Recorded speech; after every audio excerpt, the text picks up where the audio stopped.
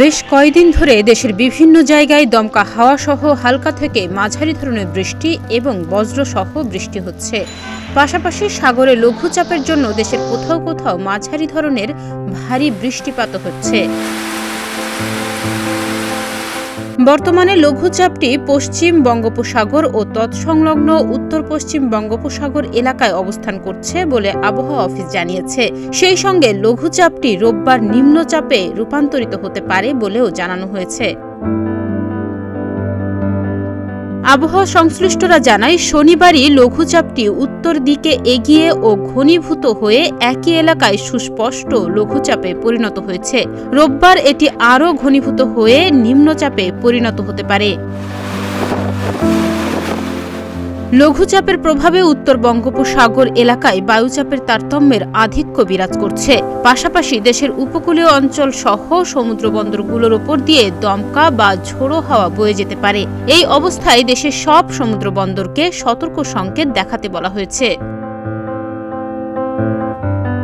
এদিকে রোববার দুপুর 1টা পর্যন্ত দেশের অভ্যন্তরীণ নদী বন্দরগুলোর জন্য দেয়া এক সতর্ক বার্তায় জানানো হয়েছে, দুপুরের মধ্যে দেশের 9 অঞ্চলের ওপর দিয়ে ঘন্টায় সর্বোচ্চ 60 কিলোমিটার বেগে ঝড়সহ বজ্র বৃষ্টি হতে পারে। তাই এসব এলাকার নদী বন্দরকে 1 নম্বর সতর্ক সংকেত দেখাতে বলা হয়েছে।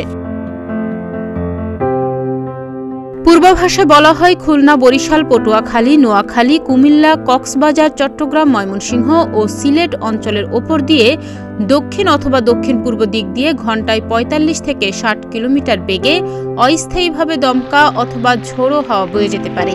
সেই সঙ্গে বৃষ্টি অথবা বজ্র বৃষ্টি হতে পারে।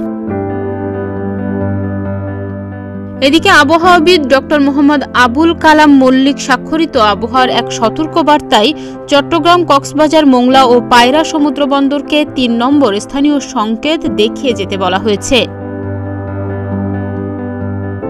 একই সঙ্গে উত্তর বঙ্গোপসাগরে অবস্থান করা মাছ ধরা নৌকা ও ট্রলারগুলোকে পরবর্তী নির্দেশনা না দেয়া পর্যন্ত উপকূলের কাছাকাছি এসে সাবধানে চলাচল করতে বলা হয়েছে। তাছাড়া চট্টগ্রাম ও সিলেট বিভাগে ভারী বৃষ্টিরও শঙ্কা আছে। সারা দেশে আগামী 5 দিনে বৃষ্টিপাতের প্রবণতা আরও বাড়তে পারে, তখন তাপমাত্রাও কিছুটা কমে যেতে পারে। এদিকে গতকাল শনিবার দেশে সর্বোচ্চ বৃষ্টিপাত রেকর্ড করা হয়েছে সন্দ্বীপে 96 মিলিমিটার। ডেস্ক রিপোর্ট, প্রতিদিনের বাংলাদেশ।